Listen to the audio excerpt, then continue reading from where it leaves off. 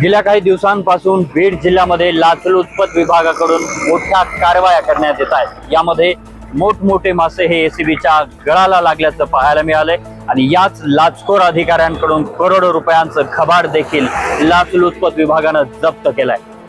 गेल्या काही दिवसांपासून अनेक मोठमोठे मासे हे एसीबीच्या गळाला लागलेले आहेत। तर काल 31 मे रोजी सायंकाळी 10 वाजता लाचलुचपत विभागाच्या धाराशिव येथील एका टीमनं बीड जिल्ह्यातील केजमध्ये एक कारवाई केली आहे। रात्री 10 वाजता 20,000 रुपयांची लाच घेताना कोतवाल माने याला रंगेहात एसीबीनं पकडलाय।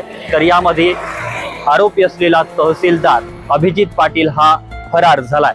या कारवाईनंतर पुन्हा एकदा बीड जिल्ह्यामध्ये किती मोठ्या प्रमाणात लाचखोरी सुरू आहे हे स्पष्ट होत आहे। मात्र या लाचखोर अधिकाऱ्याला शोधण्यासाठी एसीबीनं काही पथकं देखील तयार केली आहेत। तर लाचखोर तहसीलदार अभिजित पाटील याच्या घराची आज झाडाझडती घेतली जाणार आहे। याकडे आता सर्वांचंच लक्ष लागलंय, कारण आतापर्यंत ज्या लाचखोर अधिकाऱ्यांच्या घराची झाडाझडती घेतली, या संदर्भात माहिती घेतली, त्यानंतर करोडो रुपयांचं घबाड समोर आलेलं आहे। मात्र या तहसीलदाराच्या घराच्या झाडाझडतीमध्ये नेमकं काय मिळणार याकडे आता सर्वांचंच लक्ष लागलंय।